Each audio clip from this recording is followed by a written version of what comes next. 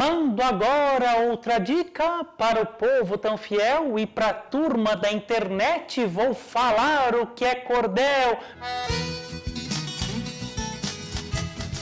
Meus amigos, bom dia, boa tarde, boa noite, boa madrugada. Sejam todos muito bem-vindos à nossa mais importante aula, porque eu vou falar para vocês o que é a literatura de cordel. Quando eu falo de literatura, eu penso em literatura, penso em livros.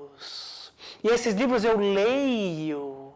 E esses livros, onde que eu compro livros? Eu vou a bibliotecas, eu tenho acesso a livros, eu compro livros em livrarias. Agora eu vou falar da literatura de cordel. Quando eu penso em literatura de cordel, eu penso em livro? Não, eu penso em folheto. A forma tradicional do cordel é aquele formato do folheto, que é mais ou menos 1/4 de um papel A4.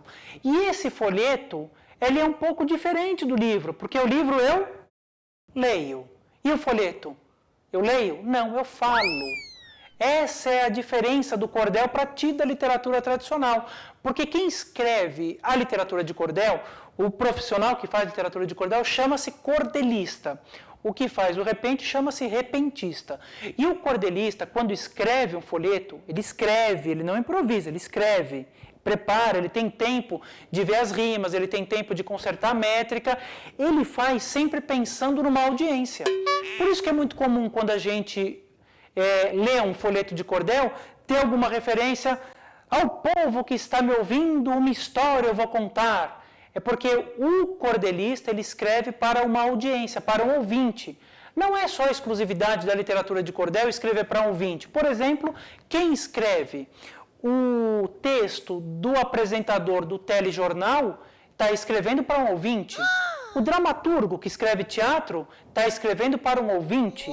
Diferente do jornalista que escreve o jornal impresso, ele está escrevendo para um leitor. O cordelista está escrevendo para um ouvinte. Claro que todas essas manifestações que têm a mensagem direta para o ouvinte passam primeiro ao campo da leitura. Certo? Literatura de cordel não tem livro, tem folheto. Esse folheto eu não leio individualmente, eu compartilho, leitura compartilhada. E onde que eu compro cordel? Se o livro eu compro na livraria, o cordel eu compro aonde? Podem falar, vamos. Feira, muito bem, o cordel eu compro em feira. E onde que eu comprava cordel há 30 anos ou há 40 anos? Feira, feira também. Só que o cordel vendido há 40 anos, ele era vendido na feira do interior do Nordeste, as feiras tradicionais.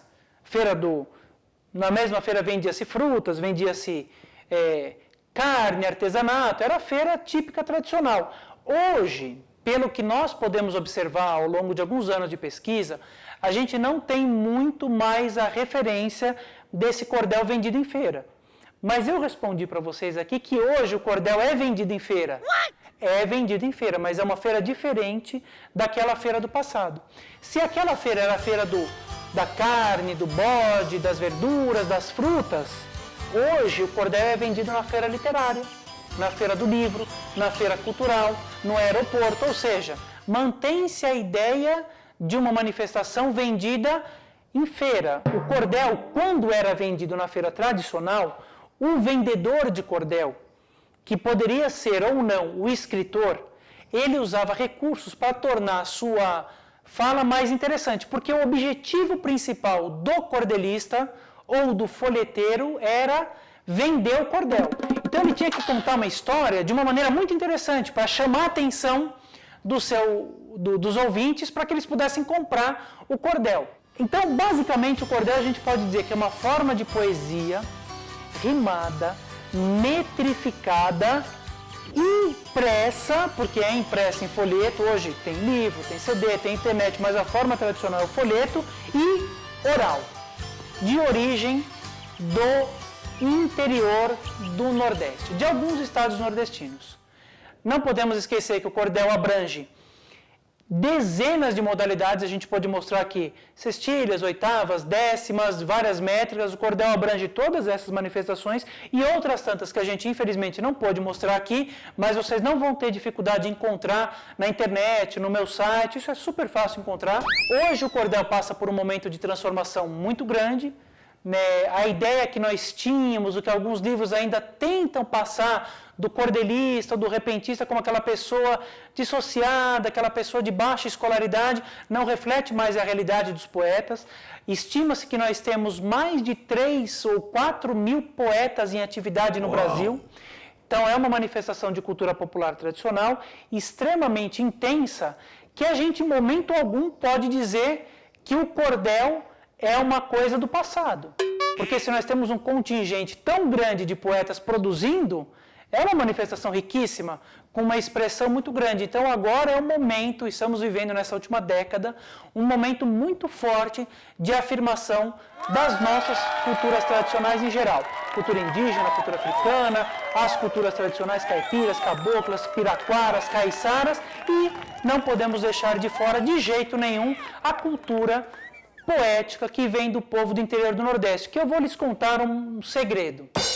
Eu pude estudar ao longo de anos e anos pesquisando sobre o cordel e o repente e outras formas de poesia popular do mundo inteiro.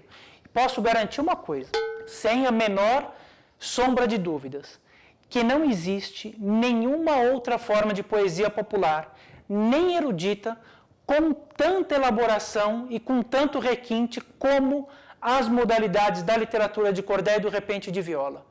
Isso só falta o Brasil, o brasileiro, a educação, os órgãos culturais, as secretarias de cultura, de Estado, de educação olharem para isso. Porque uma manifestação tão rica não pode passar simplesmente como um folclorezinho, né? Então é questão da gente ver, buscar bons livros, buscar bons sites e sempre vai ser uma experiência muito grande a gente fazer uma leitura individual ou compartilhada do cordel. Ok? Um abraço e até a próxima aula. Tchau, tchau.